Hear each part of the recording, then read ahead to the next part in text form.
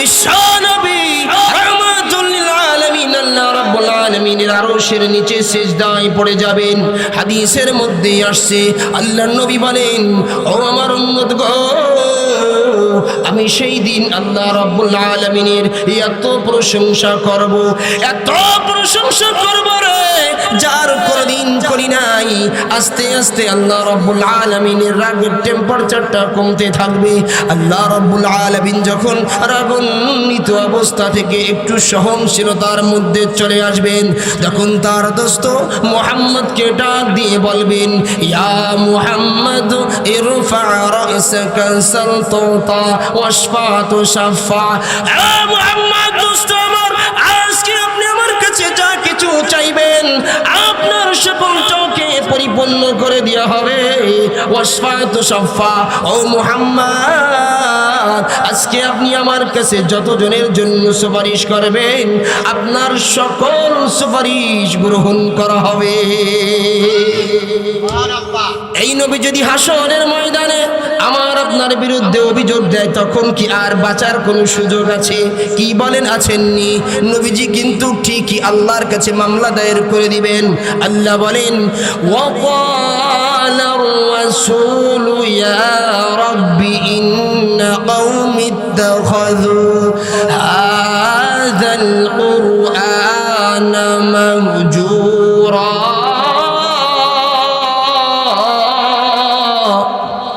নবীজি আল্লাহকে বলবেন, ও আল্লাহ, আমার এই উম্মতেরা এরা কোরআনকে পরিত্যক্ত মনে করেছিল, এরা কোরআনকে রেখে দিয়েছিল, এরা কোরআনের উপর আমল করি নাই।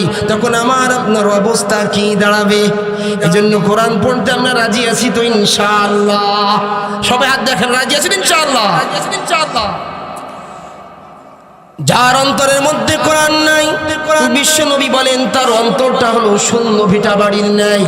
ইন্নাল্লাযী লাইসা ফী জাওফিহি শাইউম মিনাল কুরআনি কাল বাইতিল খারিব। আল্লাহর নবী বলেন, যার অন্তরের মধ্যে কোরআন থাকবে না, যার সিনার মধ্যে কোরআন থাকবে না, তার অন্তরটা হলো উজাড় ভিটার ন্যায়, শূন্য ভিটা বাড়ি, যেখানে মানুষের বসবাস থাকে না, সেখানে ভূত পেতনি আর জিন্নাত খবিসদের আশ্রয় স্থান হয়। ঠিক তদ্রূপ ভাবে যার অন্তরের মধ্যে, যার সিনার মধ্যে কোরআন থাকবে না, তার অন্তরটা হলো শয়তানের বাসা। তার অন্তর তাকে সৎ কাজের উদ্বুদ্ধ করার তো দূরের কথা, বরং তাকে নাফরমানির কাজের জন্য উদ্বুদ্ধ করবে। পক্ষান্তরে যেই ব্যক্তি কোরআনকে তার সিনার সাথে মেলাবে, যেই ব্যক্তি কোরআন তেলাওয়াত করবে, কোরআন পড়বে, কোরআনের বিধিবিধান অনুযায়ী জীবন যাপন করবে, হাসরের ময়দানে এই কোরআন তাকে জান্নাতে নেওয়া ছাড়া ক্ষান্ত হবে না। বলেন না সুবহানাল্লাহ?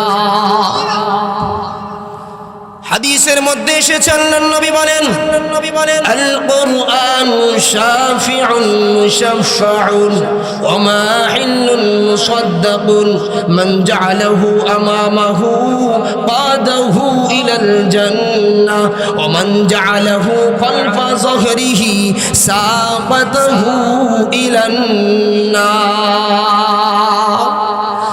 আল্লাহর নবী বলেন, কোরআন হলো এমন সুপারিশকারী যার সুপারিশ গ্রহণ করা হবে। কোরআন হলো এমন বিতর্ককারী যার বিতর্ক মেনে নেওয়া হবে। যেই ব্যক্তি কোরআনকে সামনে রাখবে, কোরআন তাকে আল্লাহ রাব্বুল আলামিন বলেন, কিতাবুন আনজালনাহু ইলাইক।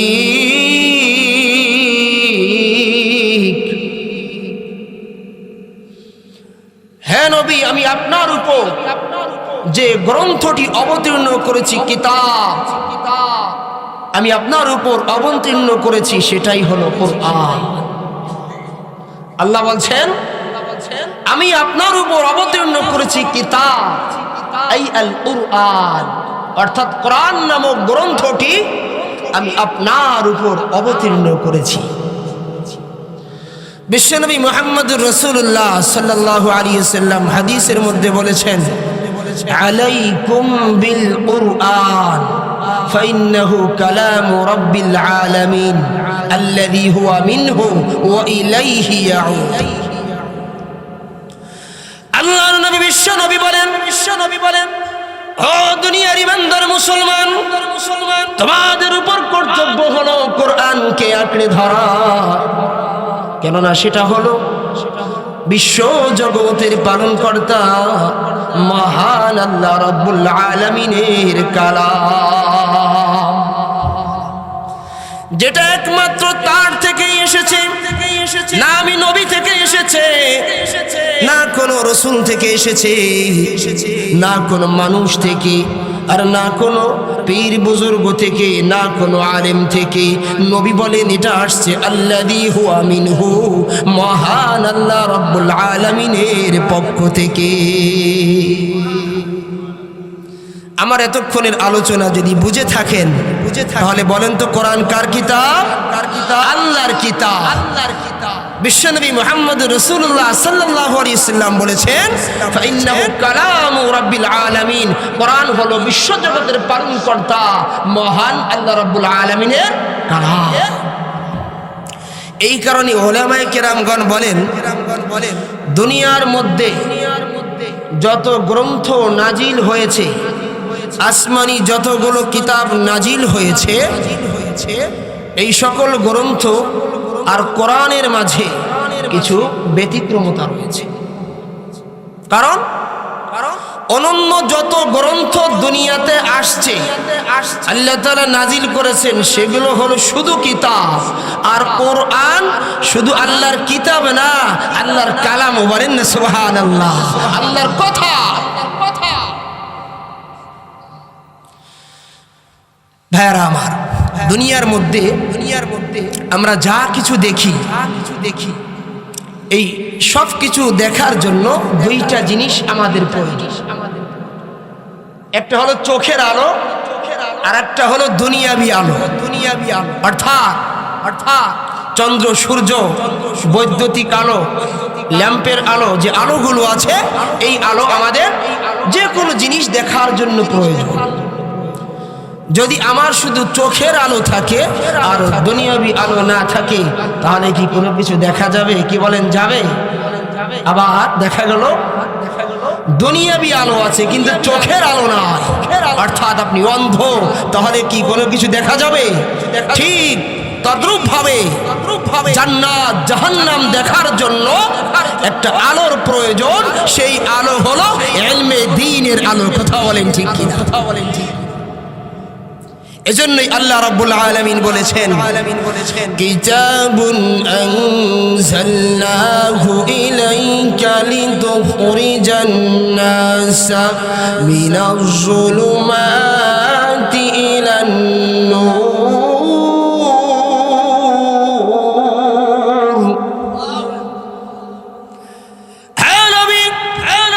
আমি আপনার উপর অবতীর্ণ করেছি কোরআন নামক গ্রন্থ। কেন আমি আল্লাহ অবতীর্ণ করেছি? আল্লাহ রাব্বুল আলামিন আয়াতের পরের অংশে বলে দিচ্ছেন, লিতুখরিজান নাসা মিনাজ যুলুমাতি ইলান নূর। ওগো নবীজি, আপনি যাতে অন্ধকারাচ্ছন্ন মানুষকে, অন্ধকারে নিমজ্জিত মানুষদেরকে হিদায়াতের আলোর দিকে নিয়ে আসতে পারে, যাতে করে আপনি মানুষদেরকে জান্নাত জাহান্নামের আলোর দিকে নিয়ে আসতে পারেন। এই জন্য আমি এই কোরআনকে অবতীর্ণ করেছি। তাহলে বোঝা গেল, জান্নাত জাহান্নামের রাস্তা যদি আমাকে চিনতে হয়, জান্নাত জাহান্নামের রাস্তা যদি আমাকে জানতে হয়, তাহলে ইলমে দ্বীনের কোনো বিকল্প আছেনি? বলেন, আছেনি? ইলমে দ্বীনের জ্ঞান আমার আপনার সকলেরই প্রয়োজন। কথা বলেন ঠিক কিনা? কোরআনের জ্ঞান আমার আপনার সকলেরই প্রয়োজন। জান্নাত জাহান্নামের রাস্তা যদি চিনতে হয়, অবশ্যই আমাকে আপনাকে কোরআনের মুখাপেক্ষী হতে হবে। ভাইরা আমার, আল্লাহ রাব্বুল আলামিন কোরআন কারীম সম্পর্কে কোরআনের মধ্যে অন্য আরেক জায়গায় বলেন, শাহরু রমাদানাল্লাযী উনজিলা ফীহিল কুরআন। আল্লাহ বলতেছেন, রমজান মাস হলো ওই মাস যেই মাসে মহাগ্রন্থ আল কোরআন নাজিল করা হয়েছে। বলেন না সুবহানাল্লাহ। আলোচ্য আয়াতে রমজান মাসের গুরুত্ব, মাহাত্ম্য, ফজিলত ও তাৎপর্যের প্রতি ইঙ্গিত রয়েছে। রমজান মাসের শ্রেষ্ঠত্ব, মর্যাদাবান হওয়ার কারণ কি? যেহেতু এই মাসে মহাগ্রন্থ আল কোরআন নাজিল হয়েছে, সেহেতু এই মাস দামি হয়েছে। সুতরাং এর দ্বারা বোঝা যায় এই কোরআনের সাথে যারা সম্পর্ক রাখবে, যারা এই কোরআন তেলাওয়াত করবে, যারা এই কোরআনের বিধিবিধান অনুযায়ী চলবে, তাদেরও সম্মান বেড়ে যাবে। কথা বলেন ঠিক কিনা? চাই সে ফেরেশতা হোক, নবী হোক, রাসূল হোক, ওলি হোক, গাউজ হোক, কুতুব হোক, আবদাল হোক, কোনো স্থান হোক, কোনো ব্যক্তি হোক, যেই হোক না কেন, যে ব্যক্তি কোরআনের সঙ্গে সম্পর্ক রাখবে তার মর্যাদা বেড়ে যাবে। ফেরেশতার সঙ্গে সম্পর্ক হওয়াই ফেরেশতা জিবরিল আমিনের সমস্ত ফেরেশতাগণের মধ্যে ফেরেশতা জিবরিল আমিন শ্রেষ্ঠত্ব লাভ করেছে। নবীর সঙ্গে সম্পর্ক হওয়ায় নবী মুহাম্মদুর রাসূলুল্লাহ সাল্লাল্লাহু আলাইহি সাল্লাম সমস্ত নবীগণের মধ্যে শ্রেষ্ঠ মর্যাদার অধিকারী হয়েছেন। শহরের সঙ্গে সম্পর্ক হওয়ায় সে শহর মক্কা মদিনা পৃথিবীর মধ্যে সর্বশ্রেষ্ঠ শহর বলে বিবেচিত হয়েছে, যার কারণে এই দুটি শহরের নাম উচ্চারণের সময় দুইটি বিশেষণ গুণবাচক শব্দ যুক্ত করা হয়। আল মুকাররমা, আল মুনাওয়ারা, আল মক্কাতুল মুকাররমা, আল মদিনাতুল মুনাওয়ারা। মুকাররমা অর্থ হলো সম্মানিত, আর মুনাওয়ারা অর্থ হলো নূরের ছটায় আলোকিত। ভাইরা আমার, মাসের সঙ্গে সম্পর্ক হওয়ায় সেই মাস 12 মাসের মধ্যে রমজান মাসটা শ্রেষ্ঠত্ব লাভ করেছে। কথা বলেন ঠিক কিনা? সুতরাং এর দ্বারা বোঝা যায় যার সাথে কোরআনের সম্পর্ক হবে, যে এই কোরআন মুখস্থ করবে, এই কোরআনের বিধিবিধান অনুযায়ী চলবে, এই কোরআনকে সামনে রাখবে, হাসরের ময়দানে তার মর্যাদাও সবার উপরে হবে। কথা বলেন ঠিক কিনা? আল্লাহর নবী হাদিসের মধ্যে বলেন, ইউকালু লিসাহিবিল কুরআন ইকরা ওয়ারতাকি ওয়ারাতিল কামা কুনতা তুরাতিলু ফিদ দুনিয়া ফাইন্না মানজিলাকা ইনদা আখিরি আয়াতিন তাকরাউহা। হাসরের ময়দানে আল্লাহ রাব্বুল আলামিন বলেন, আল্লাহ নবী বিশ্বনবী রাহমাতুল লিল আলামিন বলেন, হাসরের ময়দানে হাফেজে কোরআনকে বলা হবে, তুমি কোরআন পড়ো আর তুমি উপরের দিকে আরোহণ করো, তুমি কোরআন পড়ো উপরের দিকে চড়তে থাকো। বলেন না সুবহানাল্লাহ। যেমন তুমি দুনিয়ার মধ্যে বিশুদ্ধভাবে কোরআন কারীম তেলাওয়াত করতে, তার তিনের সাথে ধীরস্থিরতার সাথে তুমি কোরআনুল কারীম তেলাওয়াত করতে, ওইভাবে তুমি কোরআন তেলাওয়াত করো। নবী আমার এরপরে বলেন, ও আমার ইমানদার মুসলমান, জান্নাতে তার অবস্থান কোথায় হবে জানো? তার কোরআনের তেলাওয়াত যেখানে গিয়ে শেষ হবে, জান্নাতে তার অবস্থান সেখানে গিয়ে শেষ হবে। বলেন না সুবহানাল্লাহ। আপনি যদি কোরআনুল কারীমের একটা আয়াত পড়েন, হাসরের ময়দানে আপনি একতলাতে উঠবেন, যদি দুইটা আয়াত পড়েন 2 তলাতে উঠবেন। আমাদের 5 ওয়াক্ত নামাজের জন্য কোরআনুল কারীমের শেষ দিক দিয়ে আমরা যে 10টা সূরা মুখস্থ করি, আমরা করি কি করি না? আপনাদের মুখস্থ আছে তো নাকি? লাস্টের যে 10টা সূরা আলাম তারা কাইফা থেকে শুরু করে নিয়ে নাস পর্যন্ত, এই 10টা সূরা যদি কারোর ভালো করে মুখস্থ থাকে, হাসরের ময়দানে সে 48 তলায় উঠে যাবে। বলেন না সুবহানাল্লাহ। চিন্তা করছেন নি? দুনিয়ায় যারা গরিব মানুষ রয়েছেন, এরা তো 1 তলা নিয়ে স্বপ্ন দেখে, 5 তলা আর এদের যাওয়ার কি হয় না, স্বপ্ন দেখা সম্ভব হয় না। কিন্তু কোরআনুল কারীমের আয়াত যদি আপনার মুখস্থ থাকে, যেই কয়টা আয়াত মুখস্থ থাকবে, হাসরের ময়দানে আপনার সেই কয়তলায় আপনাকে আরোহণ করানো হবে। এর থেকে মর্যাদাবান আর কি গ্রন্থ থাকতে পারে?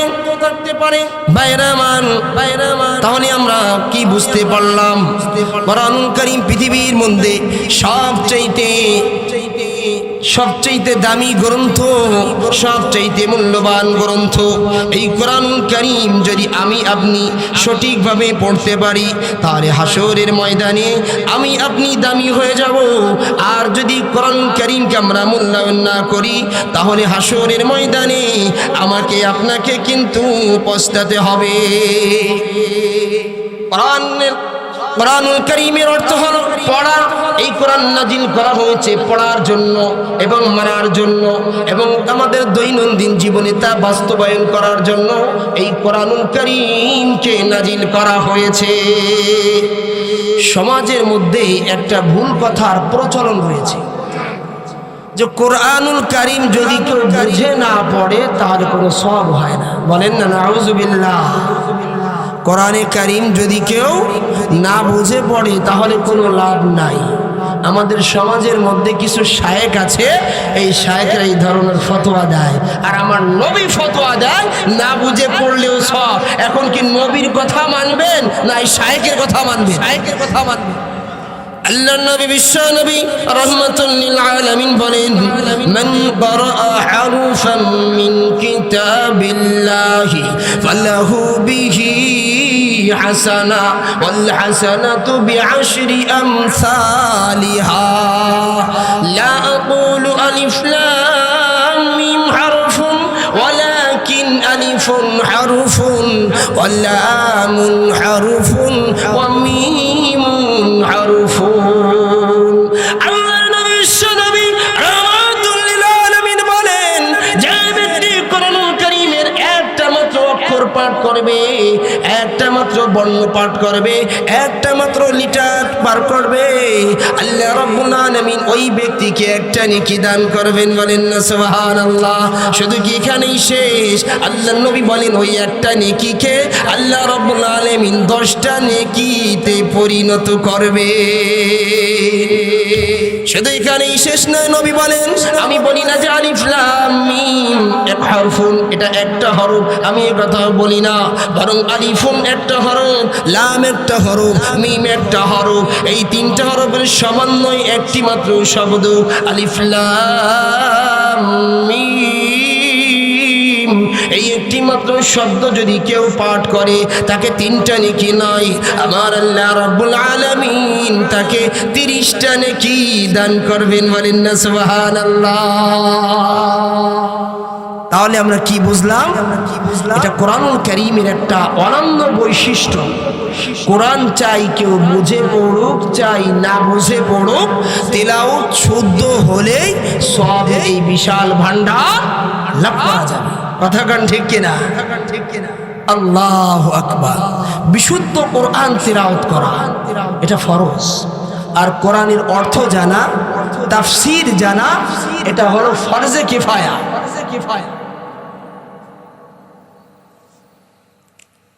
তো নবীজি বলেছেন যে কোরআন যদি কারো শুদ্ধ থাকে, তেলাওয়াত যদি কারো শুদ্ধ হয়, কেউ যদি কোরআনুল কারীম পাঠ করে, হাদিসে তার জন্য সর্বনিম্ন 10 নেকি, ঊর্ধ্বে 700 নেকির প্রাপ্তির ওয়াদা রয়েছে। বলেন না সুবহানাল্লাহ।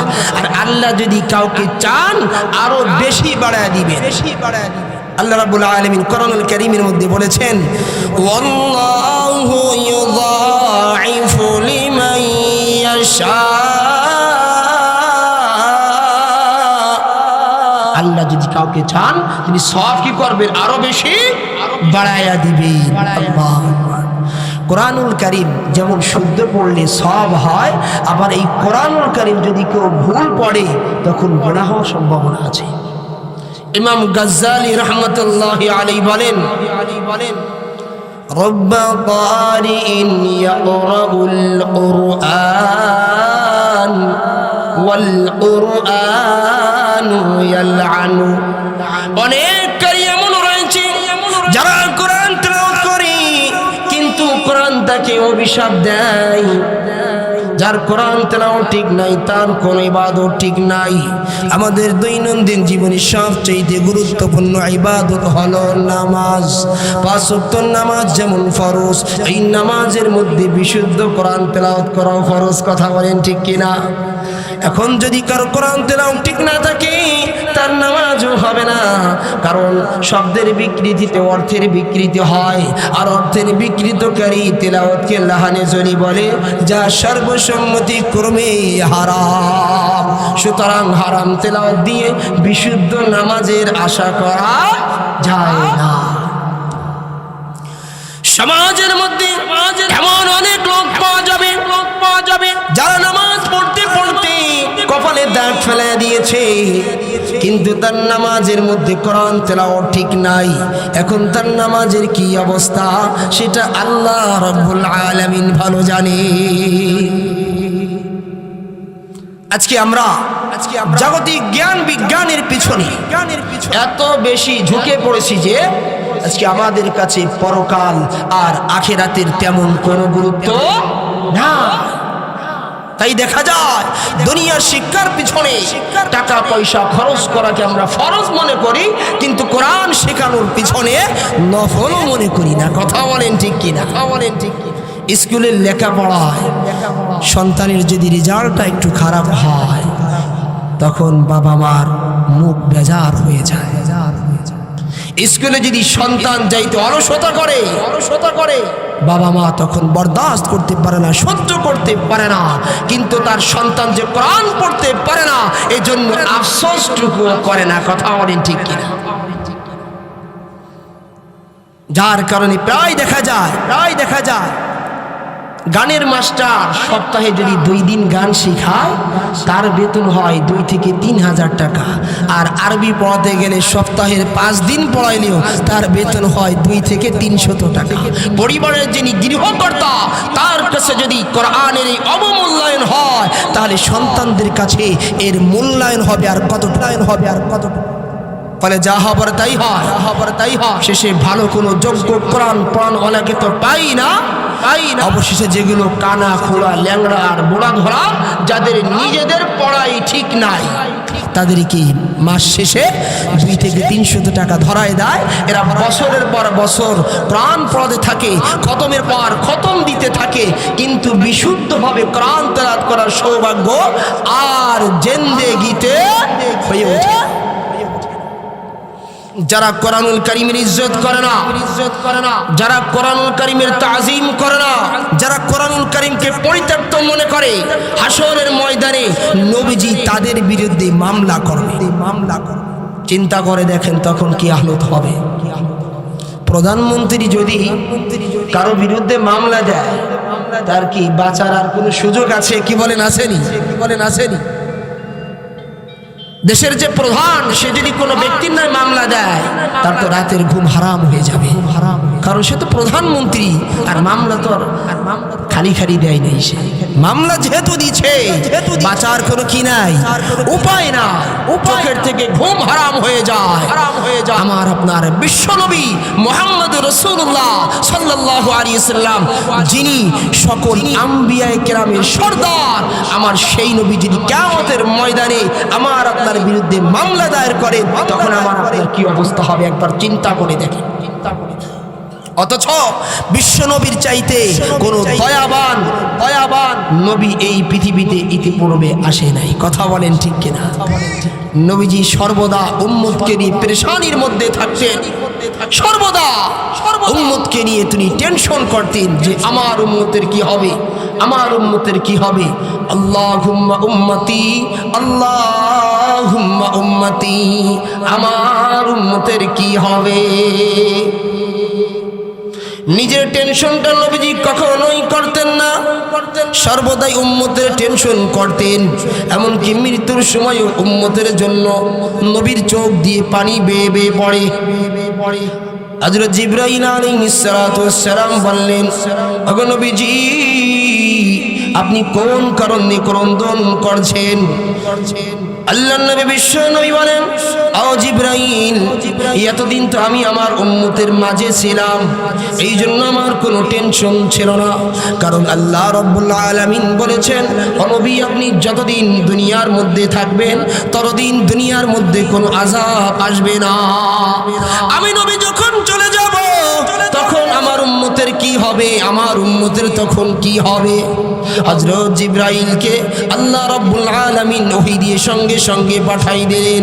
আল্লাহ রাব্বুল আলামিন হযরত জিবরাইল আলাইহিস সালামের মাধ্যমে বললেন, জিবরাইল এসে নবীজিকে বললেন, ওগো নবীজি আল্লাহ রাব্বুল আলামিন আমাকে বলে দিয়েছেন আপনার উম্মতের ব্যাপারে আল্লাহ রাব্বুল আলামিন আপনাকে সন্তুষ্ট করে দিবে।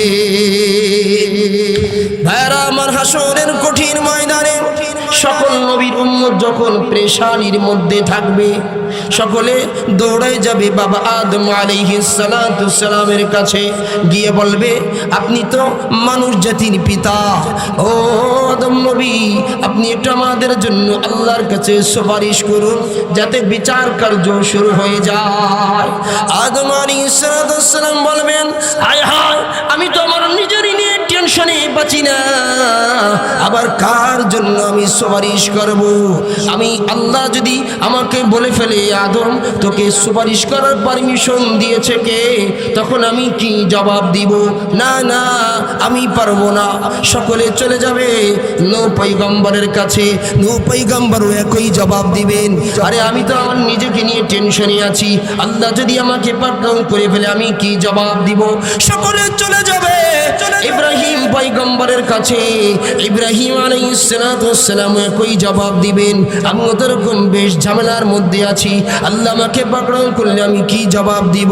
আমি পারবো না। সকলে চলে যাবে মূসা আলাইহিস সালামের কাছে, মূসা আলাইহিস সালাম বলবেন আমিও তো ঝামেলার মধ্যে আছি। সকলে চলে যাবে ঈসা আলাইহিস সালামের কাছে, ঈসা আলাইহিস সালাম বলবেন আমিও তো টেনশনের ভিতরে আছি। কয় আল্লাহর বান্দারা আমাকে আল্লাহ রাব্বুল আলামিন আসমানে উঠাই নেওয়ার পরে আল্লাহর পোলা বলে সাব্যস্ত করে ফেলেছে, আল্লাহ যদি আমাকে বলে ফেলে ও ঈসা তোর এই অবস্থা হলো কেন, তখন আমি কি জবাব দিব?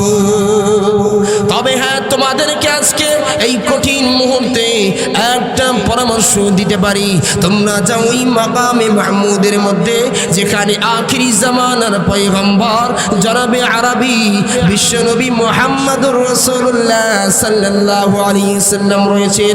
আজকের দিনে সুপারিশ করার অধিকার কেবলমাত্র তিনি রাখেন, আর দ্বিতীয় কেউ সাহস করবে না। সকলে চলে যাবে বিশ্ব নবীর কাছে, গিয়ে বলবে ওগো নবীজি আপনি আমাদের জন্য আল্লাহর কাছে একটু সুপারিশ করুন যাতে বিচার কার্য শুরু হয়ে যায়। আল্লাহ নবী বিশ্ব নবী রাহমাতুল লিল আলামিন আল্লাহ রাব্বুল আলামিনের আরশের নিচে সিজদায় পড়ে যাবেন। হাদিসের মধ্যে আসছে আল্লাহর নবী বলেন, ও আমার উম্মত গো, আমি সেই দিন আল্লাহ রাব্বুল আলামিনের এত প্রশংসা করব, এত প্রশংসা করব রে যার কোনদিন করি নাই।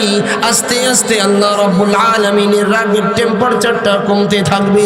আল্লাহ রাব্বুল আলামিন যখন রাগান্বিত অবস্থা থেকে একটু সহনশীলতার মধ্যে চলে আসবেন, তখন তার দোস্ত মুহাম্মদকে ডাক দিয়ে বলবেন, ইয়া মুহাম্মদ ইরফা রাসাকা সালতা ওয়াশফা তুশাফা। এ মুহাম্মদ দোস্ত আমার, আজকে আপনি আমার কাছে যা কিছু চাইবেন আপনার সকল চাওকে পরিপূর্ণ করে দেওয়া হবে।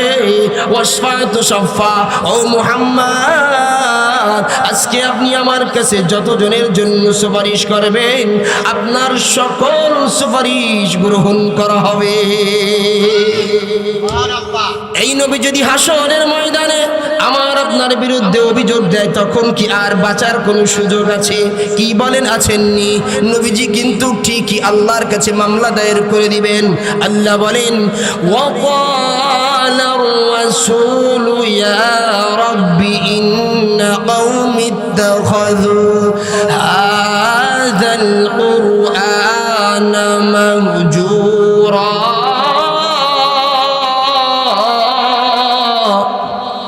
নবীজি আল্লাহকে বলবেন, ও আল্লাহ, আমার এই উম্মতেরা এরা কোরআনকে পরিত্যক্ত মনে করেছিল, এরা কোরআনকে রেখে দিয়েছিল, এরা কোরআনের উপর আমল করি নাই, তখন আমার আপনার অবস্থা কি দাঁড়াবে?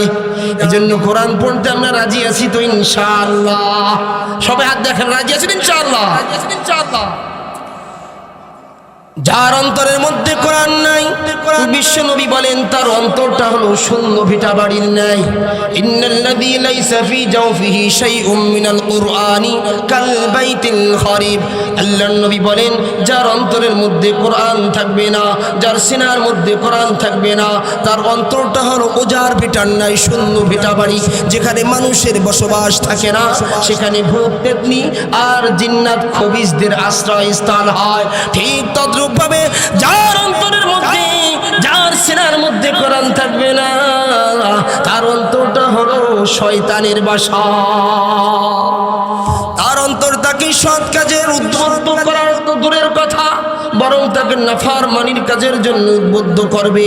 পক্ষান্তরে যেই ব্যক্তি কোরআনকে তার সিনার সাথে মেলাবে, যেই ব্যক্তি কোরআন তেলাওয়াত করবে, কোরআন পড়বে, কোরআনের বিধিবিধান অনুযায়ী জীবন যাপন করবে, হাসরের ময়দানে এই কোরআন তাকে জান্নাতে নেওয়া ছাড়া ক্ষান্ত হবে না। বলেন না সুবহানাল্লাহ? হাদিসের মধ্যে এসেছে আল্লাহর নবী বলেন, আল কুরআনু শাফিউন মুশাফফাউন ওয়া মাহিল্লুন মুসাদ্দাকুন মান জাআলাহু আমামাহু কাদাহু ইলাল জান্নাহ ওয়া মান জাআলাহু খালফা যহরিহি সাবাতাহু ইলান নার। আল্লাহর নবী বলেন, কোরআন হলো এমন সুপারিশকারী যার সুপারিশ গ্রহণ করা হবে। কোরআন হলো এমন বিতর্ককারী যার বিতর্ক মেনে নেওয়া হবে।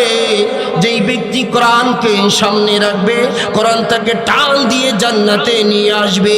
আর যেই ব্যক্তি কোরআনকে পিছনে রাখবে, কোরআনের বিধিবিধান অনুযায়ী জীবন যাপন করবে না, কোরআন তাকে ধাক্কা দিয়ে জাহান্নামে নিক্ষেপ করবে।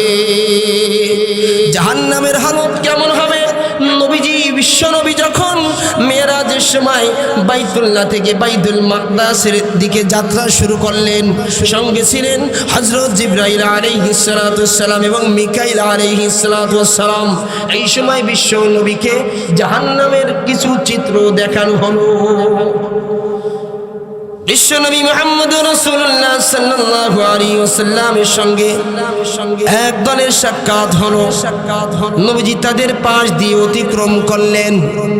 নবীজি দেখলেন তাদের হাতে বড় বড় তামার নখ দিয়ে তারা তাদের দেহগুলোকে ক্ষত বিক্ষত করছে, দেহগুলোকে আঁচড় কাটছে, কেটে ফেড়ে শরীরের গোশতগুলো খসিয়ে ফেলছে। নবীজি বললেন, ও জিবরাইল, এরা কারা? হযরত জিবরাইল আলাইহিস সালাতু ওয়াস সালাম বললেন, ওগো নবীজি, এরা হলো এই সমস্ত ব্যক্তি যারা দুনিয়ায় মানুষের গোশত খেত। অর্থাৎ যারা দুনিয়ায় মানুষের গিবাত করত, পরনিন্দা করত, মানুষের দোষ চর্চা করত।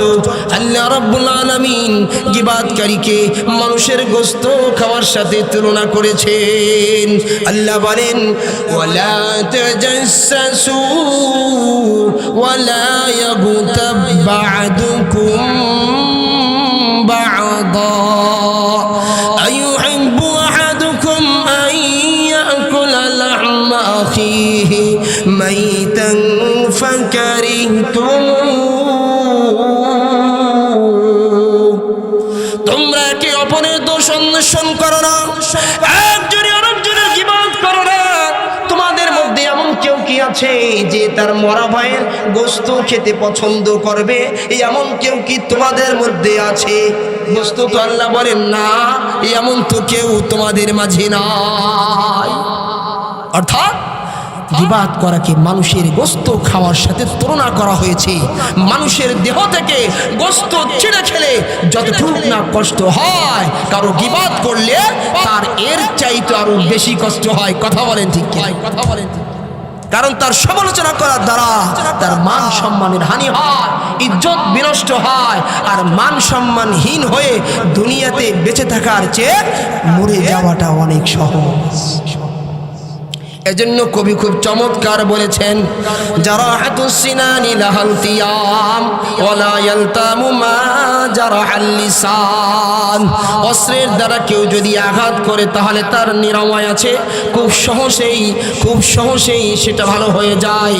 কিন্তু কেউ যদি কাউকে কথার দ্বারা আঘাত করে, কেউ যদি কাউকে মুখের দ্বারা আঘাত করে, তার কোনো নিরাময় নাই। কথা বলেন ঠিক কিনা? এটা সহজে নিরাময় হয় না।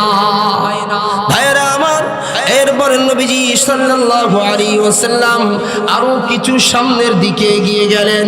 বিশ্ব নবী আরো কিছু দূর সামনে যখন এগিয়ে গেলেন, তখন তিনি এক ব্যক্তিকে দেখলেন রক্তের নদীর মধ্যে হাবুডুবু খাচ্ছে, সাঁতার কাটতেছে, আর সে পাথরকে লোকমা বানিয়ে খাচ্ছে।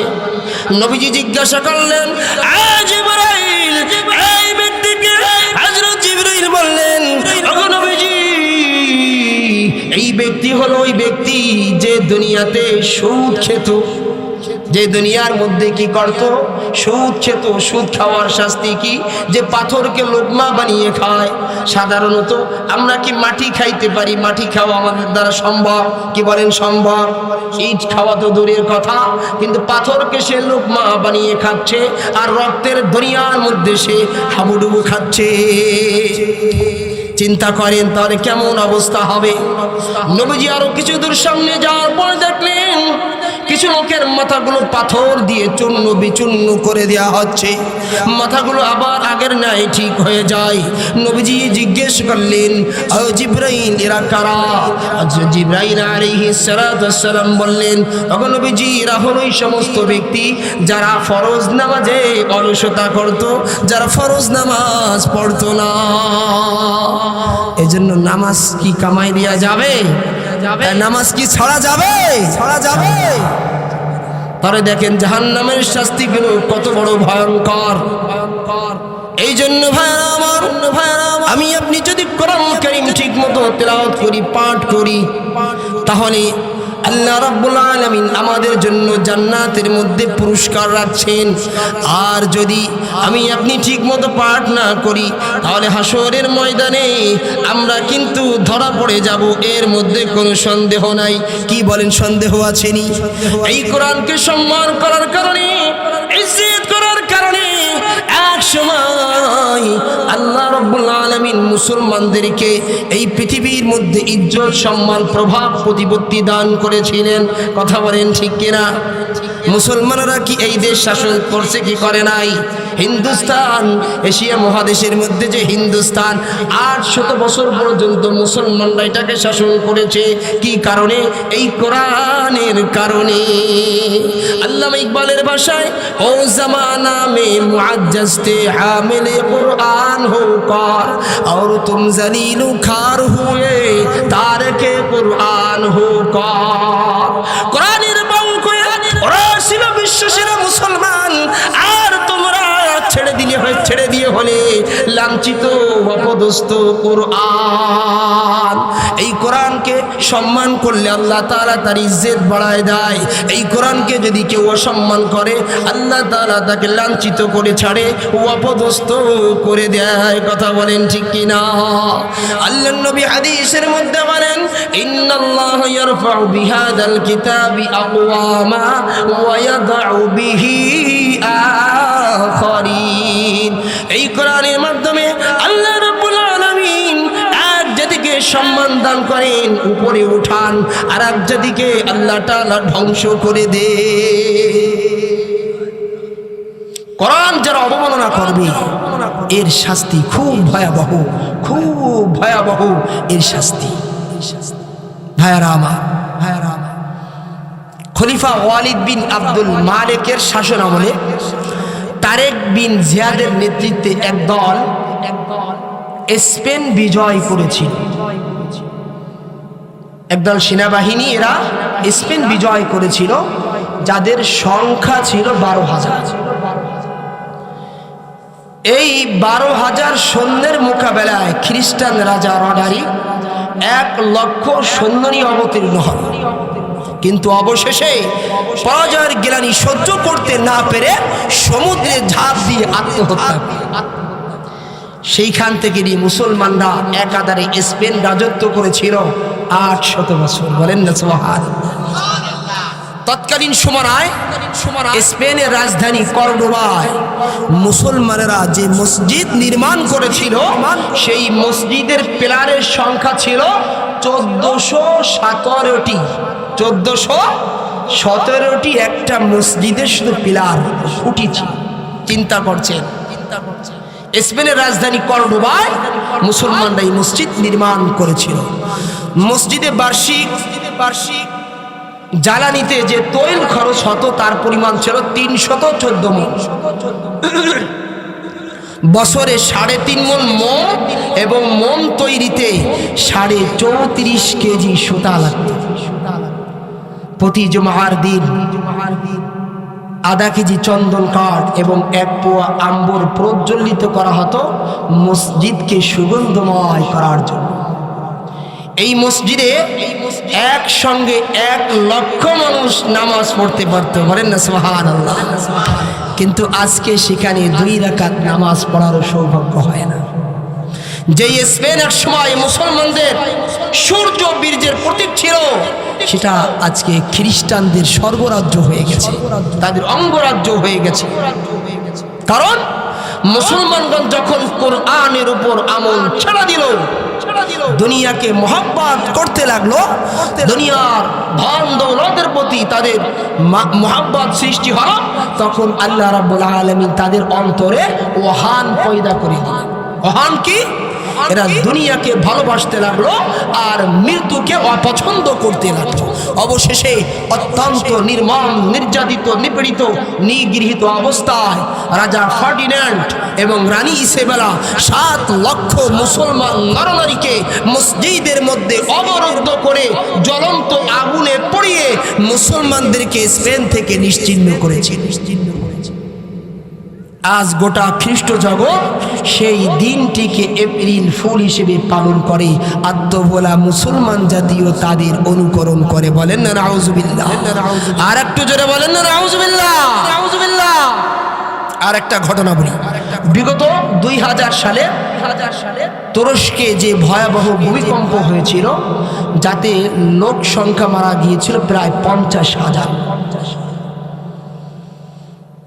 এই ভূমিকম্পের উৎপত্তি এর সূচনা সম্পর্কে উদ্ঘাটন করতে গিয়ে জর্ডানের শাইহান, কাতারের আল ওয়াতান, বাহরাইনের আল নুকবা পত্রিকা যে সংবাদ প্রচার করেছিল তা ছিল এমন: সমুদ্র পাড়ে তুরস্কের বিখ্যাত নৌঘাঁটি অবসরপ্রাপ্ত কিছু জেনারেলদেরকে অভ্যর্থনা জানানোর জন্য একটা জমকালো অনুষ্ঠানের আয়োজন করা হয়।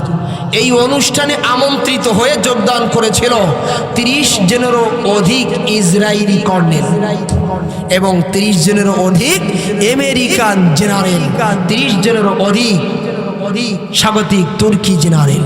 আমদানি করা হয়েছিল ইহুদি, খ্রিস্টান, ধর্ম নিরপেক্ষ তুর্কি যৌন আবেদনময়ী সুন্দর নর্তকীদেরকে। যথাসময়ে অনুষ্ঠান শুরু হলো, মদ্যপান শুরু হয়ে গেল। উন্মত্ততা তখন তুঙ্গে, সোরার নিশায় সবাই তখন মাতাল। তখন ধর্ম নিরপেক্ষ দ্রোহী জেনারেলের মাথায় এলো এক শয়তানি পরিকল্পনা। চিৎকার দিয়ে তখন সে ডাকতে লাগলো একজন ক্যাপ্টেনকে, প্রাণ নিয়ে এসো। ধর্মপ্রাণ ক্যাপ্টেন সে শিরে উঠল, জেনারেল এটা কি বলে? কিন্তু তবুও যে জেনারেলের হুকুম অমান্য করার সুযোগ নাই। চাকরি যদি করতে হয়, যারা আমরা ডিফেন্সে যারা চাকরি করি, তাদের রুলস না মানলে তো চাকরি থাকে না। কথা বলেন ঠিক কিনা? ওই ক্যাপ্টেন ছিল ধর্মপ্রাণ মুসলমান, জেনারেল আদেশ করেছে, আদেশ তো অমান্য করার সুযোগ নাই। অবশেষে ক্যাপ্টেন কোরআনুল কারীম নিয়ে আসলো। কোরআনুল কারীম আনার পর এবার জেনারেল বলল, 14তম পারার সূরাতুল হিজরের 9 নম্বর আয়াত পাঠ করো। ক্যাপ্টেন তখন তেলাওয়াত করলো ইন্না নাহনু নাযালনা যিকরা ওয়া ইন্না লাহু লাহাফিজুন।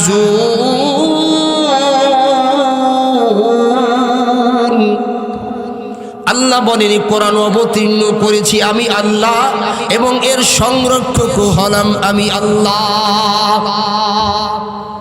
জেনারেল এবার ক্যাপ্টেনকে বলল তুমি এই আয়াতের তর্জমা করো, ব্যাখ্যা করো। ক্যাপ্টেন তখন অস্বীকৃতি জানালো না আমি এটা জানি না।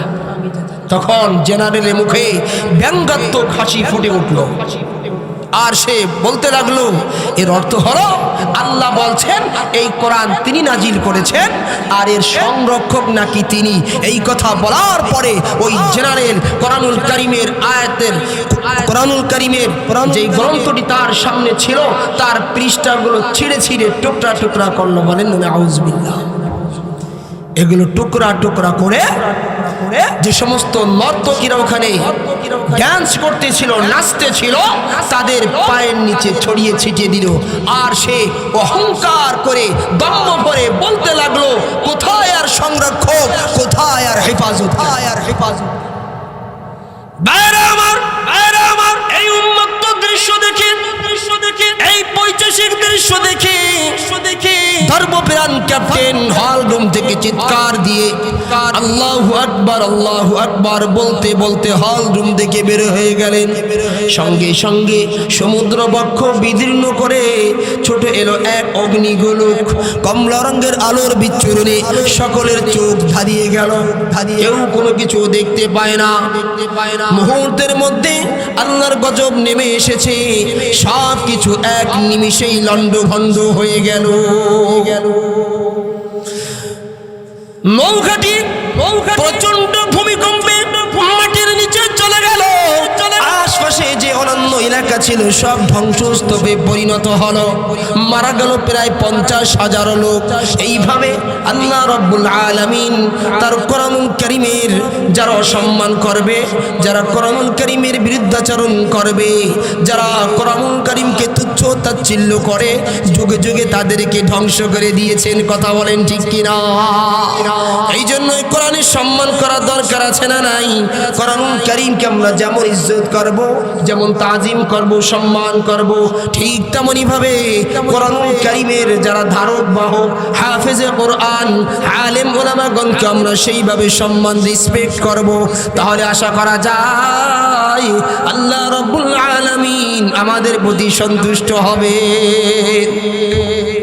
ভাইরা আমার, সামনে রমজান মাস আসছে, আর কিছুদিন পরেই রমাদান শুরু হবে। এখন থেকে আমরা তওবা ইস্তেগফার করে নিজেরাও কোরআন পড়ব এবং পরিবারের স্ত্রী সন্তান যারা রয়েছে তাদেরকেও কোরআন পড়তে উদ্বুদ্ধ করব। আমরা রাজি আছি ইনশাআল্লাহ? সকলে হাত দেখে আমরা রাজি আছি ইনশাআল্লাহ। নিজেরাও কোরআন পড়ব, ফ্যামিলিতে যারা সদস্য রয়েছে তাদেরকেও কোরআন পড়তে উদ্বুদ্ধ করব। খতিব আবু নাঈম সৈয়দী হযরত আবু হুরায়রা রাদিয়াল্লাহু থেকে একখানা হাদিস বর্ণনা করেছেন। হযরত আবু হুরায়রা রাদিয়াল্লাহু বলেন আল্লাহর নবী আমাকে বললেন, ইয়া আবু হুরায়রা তাআল্লামিল কুরআন ওয়া আল্লিমহুন নাস ওয়া লা তাযালু কাযালিকা হাত্তা আতিকাল মাউত ফাইন আতাকাল মাউত আনতা কাযালিক জারাতিল মালাইকাতু কবরাকা কামা ইযারু বাইতুল আতীক। আবু হুরায়রা, তুমি কোরআন শিখো এবং মানুষদেরকে তা শিখাতে থাকো। সারা জীবন তুমি এই কাজটা করতে থাকো।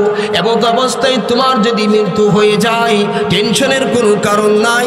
তাহলে আসমান থেকে ফেরেশতারা তোমার কবর জিয়ারতে আসবে। বলেন না সুবহানাল্লাহ? যেইভাবে মানুষ কাবা ঘর জিয়ারতে যায় ওইভাবে ফেরেশতারাও তোমার কবর জিয়ারতে আসবে। বলেন না সুবহানাল্লাহ? চিন্তা করছেন হাফেজে কোরআনের দেহকে আল্লাহ তাআলা ফেরেশতাদের জিয়ারতগাহ বানাইছেন আর খানায় কাবাকে মানুষের জিয়ারতগাহ বানাইছে। এজন্য কোরআনুল কারীম আমরা বেশি বেশি করে তেলাওয়াত করার চেষ্টা করব।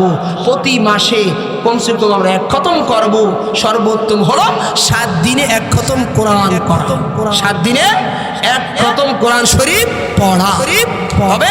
40 দিনের চাইতে বেশি সময় লাগানো ঠিক নয়। কেন? রাসূলুল্লাহ সাল্লাল্লাহু আলাইহি সাল্লাম বলেছেন, যেই ব্যক্তি কোরআন তেলাওয়াত করতে 40 দিনের চাইতে বেশি সময় অতিবাহিত করলো, সে অনেক দেরি করে ফেললো, বিলম্ব করে ফেললো। রাসূলুল্লাহ সাল্লাল্লাহু আলাইহি সাল্লাম এবং সাহাবায়ে কেরামগণ ছিলেন প্রকৃত কোরআনের আশিক। কথা বলেন ঠিক কিনা? কেউ কেউ রাতে এক খতম করতেন, দিনে এক খতম করতেন, কেউ রাত দিন মিলে এক খতম করতেন। আর ইমাম আবু হানিফা রাহমাতুল্লাহ, আমরা যার মাযহাবের অনুসরণ করি, বিশেষ করে এশিয়া মহাদেশে যার মাযহাবটা বেশি প্রচলিত, এই ইমাম আবু হানিফা রাহমাতুল্লাহ আলাইহি রমজান মাসে 61 খতম কোরআন করতেন। বলেন না সুবহানাল্লাহ। দিনের বেলা এক খতম, রাতের বেলা এক খতম, আবার তারাবির নামাজে এক খতম। বলেন না সুবহানাল্লাহ। এটাকে অস্বীকার করার কোনো সুযোগ নেই, কারণ ওলি আউলিয়াদের কারামত সত্য। এনারা অনেক বড় আল্লাহ বুজুর্গ ছিলেন। কোরআন এই উম্মতে মুহাম্মাদের জন্য সবচাইতে বড় নিয়ামত। ইমাম শাফি রাহমাতুল্লাহ আলাইহির জামানায় এক ব্যক্তির কোনো সন্তান হয় না। অনেক দোয়া দাওয়া করার পরে ওই ব্যক্তির একটা কন্যা সন্তান জন্মগ্রহণ করল।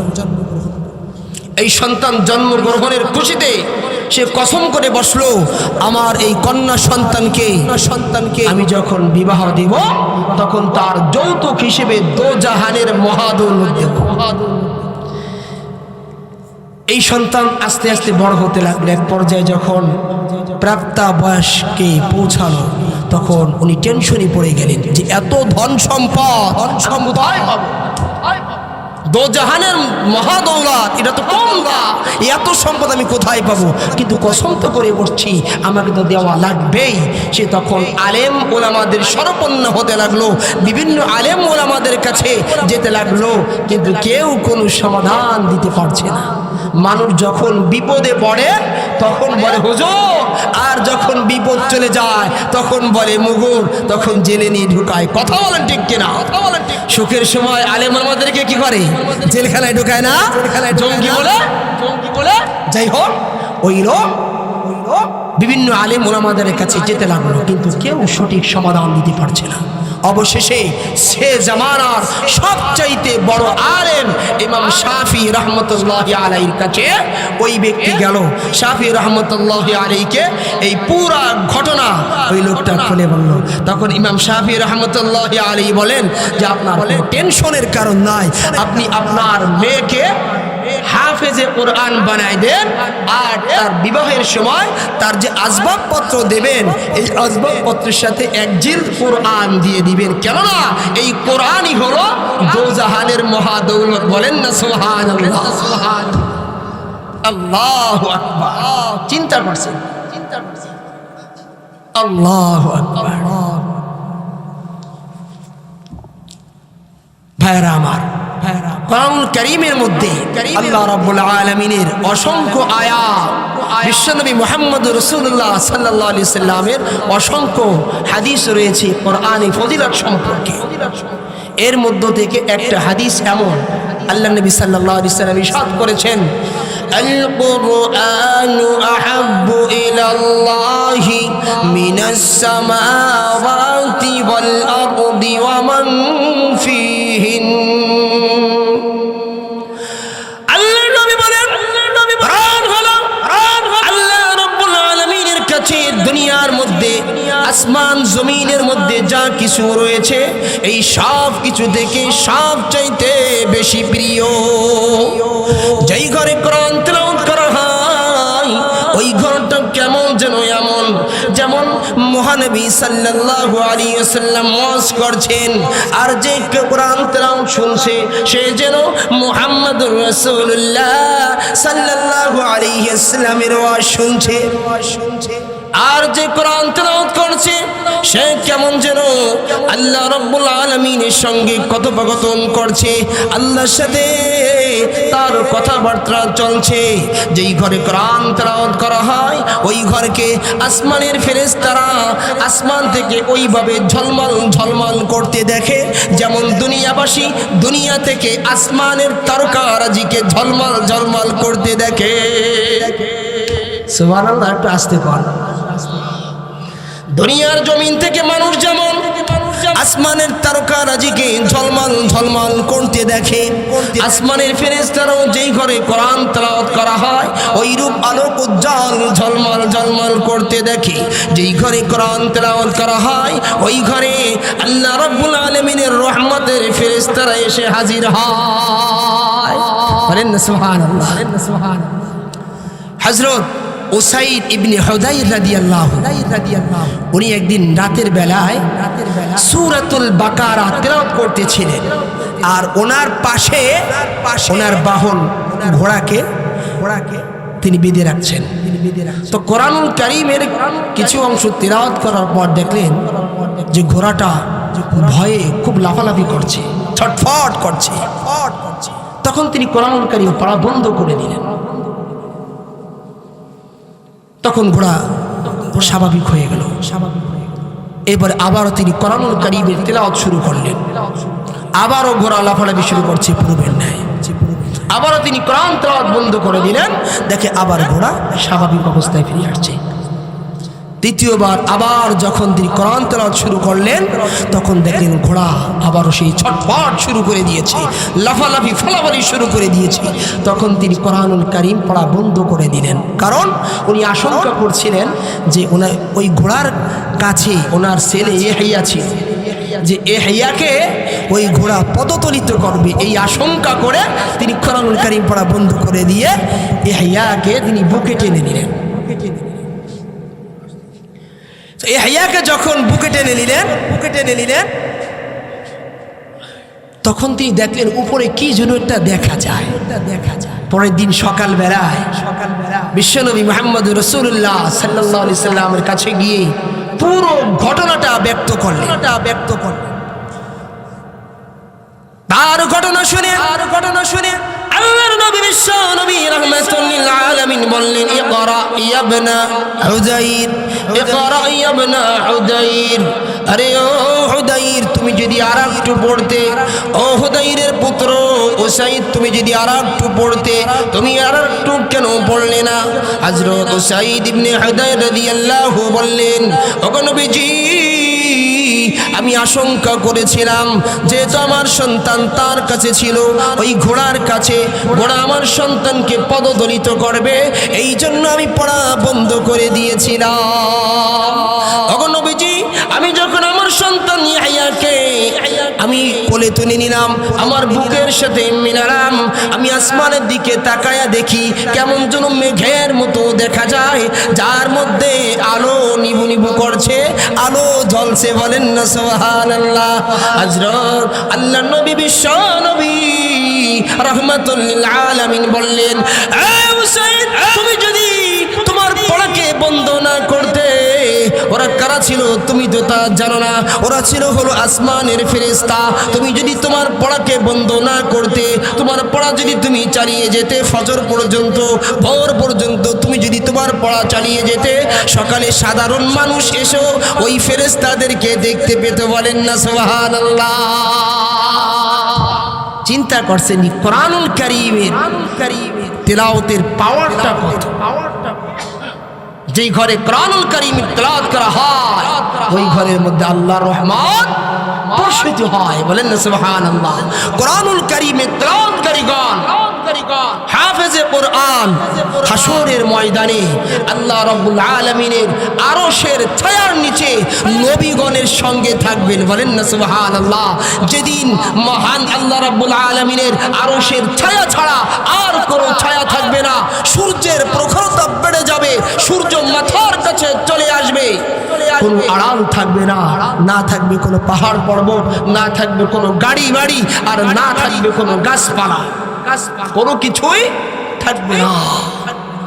আল্লাহ রাব্বুল আলামিন কোরআনুল কারীমের মধ্যে আল্লাহ তাআলা বলেছেন যে সেই দিন আমি আল্লাহ রাব্বুল আলামিন গোটা জমিনকে উল্টায়ে বিক্ষিপ্ত করে ছড়িয়ে ছিটিয়ে দিব, পাহাড় পর্বতকে উল্টায়ে আমি বিক্ষিপ্ত করে দিব এবং গোটা জমিনটাকে মসৃণ সমতল ভূমি করে ছাড়ব। তোমরা তার মাঝে কোনো উঁচু নিচু কোনো মোড় দেখতে পাবে না। আল্লাহ তার এই কথাটাই বলেছেন, ফায়াযারুহা কাআন সাফসফা লা তারা ফিহা ইওয়াজান ওয়ালা আমতা। আল্লাহ রাব্বুল আলামিন বলেন, ও বান্দা, সেই দিন আমি পাহাড় পর্বতকে উল্টিয়ে বিক্ষিপ্ত করে দিব, আমি জমিনকে মসৃণ সমতল ভূমি করে দিব। তোমরা তার মাঝে কোনো উঁচু নিচু কোনো টিলা তোমরা দেখতে পাবে না। সুতরাং হাসরের ময়দানে কঠিন মুসিবতের সময় যখন মানুষ পানির পিপাসায় ছটপট ছটপট করতে থাকবে, ওই মুহূর্তে একটি দল এমন থাকবে যারা আল্লাহ রাব্বুল আলামিনের আরশের ছায়ার নিচে অবস্থান করবে। তাদেরকে কোনো মুসিবত কোনো বিপদ আপদ কোনো কিছুই স্পর্শ করবে না। বলেন না সুবহানাল্লাহ।